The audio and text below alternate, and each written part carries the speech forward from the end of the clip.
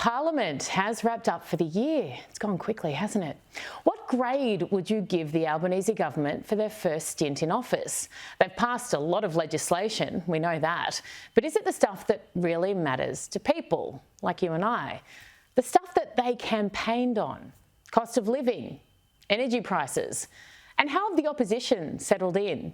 Have they effectively held those in power to account? Joining me now, National Senator Bridget McKenzie. Senator, thank you so much for your time. I wanted to start by asking you about the Voice and your party's decision to go early on a stance on that. Do you think retrospectively it was maybe the wrong move, given it doesn't look like you're all on the same page? Well, not at all. We went through an internal process as a political party led by our own Jacinta Nampijinpa Price with a number of backbenchers who have spent the last couple of months examining this question and then coming and reporting back to the Nationals Federal Party room, where as a room we made a decision that we would not be supporting a voice to Parliament for three reasons. One, we don't want to see our nation divided on race. Two, we want to actually see the dial shift in real and practical and pragmatic ways for Aboriginal and Torres Strait Islanders.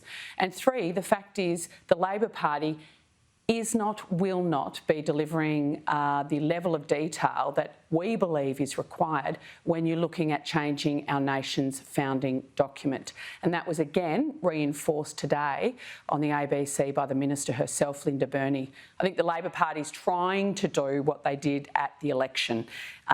Minimum details, small target on the referendum. Australians will vote for the vibe and leave it up to politicians to decide what the actual makeup of the Voice will be, and we just don't think that's good enough.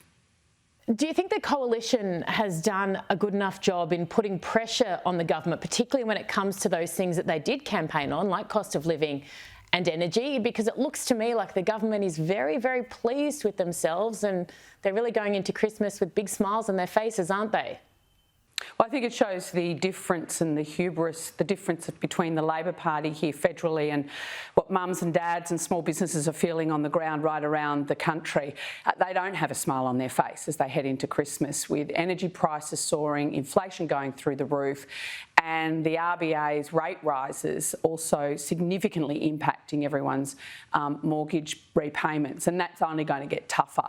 So I thought it was a real discordance between, you know, the Labor Party cock-a-hoot as they left Parliament this week isn't actually how Australians are feeling on the ground. And, you know, I think in terms of the cost of living issue, that is all we've been talking about as an opposition. So I know in each and every question time it is being raised in both the Senate and the House. So we're doing our bit. But unfortunately, and we've seen that after 7 months, these guys still have no plan to deal with the rising energy prices, despite knowing it was an issue going into the election. Something else that was said during the election campaign, and this came from the Prime Minister, Anthony Albanese, was that he wanted Parliament to be a more respectful environment. This happened 3 weeks ago. Senator McKenzie, do you always have to have the last word? I was going to defend you then. Honestly, like a naughty little girl, can you just be quiet while someone finishes? You don't have to have the last word. Thank you, Chair, but on the point of order that Senator Whish-Wilson raised, asking you to withdraw calling me a naughty little girl. Yes, I'll take that back. You're not a naughty little girl. I apologise. Has anything really changed in Parliament, Senator, do you think? Oh, look, that is not the worst sexist incident I've had in my time in politics. It's not the first. It unfortunately won't be the last. I think politics should be robust. We are fighting for the future of our country, and we all come to this place with very different views of how to do that. So we feel very passionately, obviously, so that's going to be a robust discussion, but it has to be respectful and, you know, kinder and gentler. Maybe that's never going to be how Parliament is because of the nature of what we do here, but it has to be more respectful, particularly, can I say, of Conservative women. I think Conservative women, you look at what happened to Nicole Flint, the diatribe that I've been subjected to, you know, we shouldn't be subjected to death threats, our children's lives being threatened, etc., and that's somehow okay because you don't agree with our values. You don't need to convince me of that. Absolutely agree with you there. Now, I want to go back to high school for a moment. I want you to give me a grade for the government and for the opposition for, say, the past 6 or 7 months. Look, I'd give the coalition a very, very solid B+.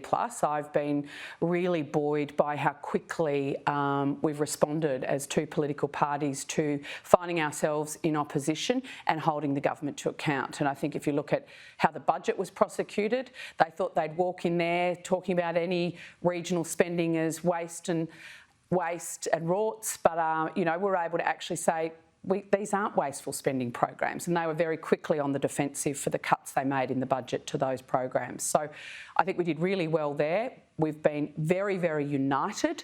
I think if you look at previous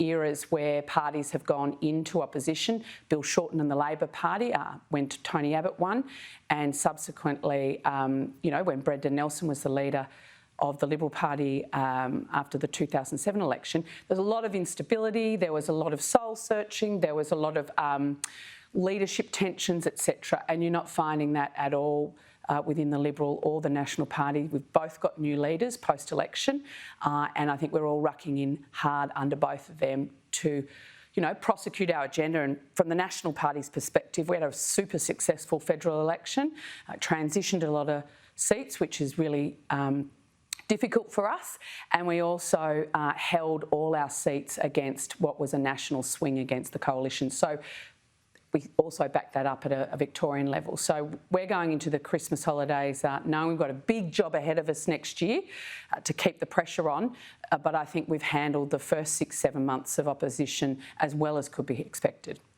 Okay. Very generous. What about for the government? Oh, that's a tough one. Look, I think, you know, on delivering on their election promises, they've delivered on 50% of their election promises. There's many they haven't delivered on. I guess what I've been disappointed about from the government is this big talk prior to the election of accountability and transparency. Even within government, it's very, very quickly, whether it's question time, whether it's cutting estimates, they had to backflip on that. Senate estimates were cut in next year's program. We're able to hold them to account on that and get it back. But they are OPDs that we're trying to get through the Senate as well, get documents and answers. They are really evasive. So I'd give them a solid C. They've got some of their election promises through. They haven't achieved on the tough decisions, though, that you have to make in government. Sometimes you have to choose the least worst response to a difficult challenge facing our nation, and they've failed in their budget and now on energy on those big ticket items. No, not as generous, but expected, I guess. Now, finally, before I let you go, I know you're about to get in a flight to go back home and to see your family and spend Christmas there. I want to know what your focus will be post the Christmas, New Year's break. What matters to the people that you represent? What will you be pushing in Parliament next year? Yeah, well, National Party, we represent rural and regional communities who are the most vulnerable, and their lowest median income level, lowest health outcomes and education outcomes. So for me, it's going to be cost of living. We believe that our manufacturing space in the regions requires affordable and reliable energy, and I'm excited about us raising the nuclear energy debate.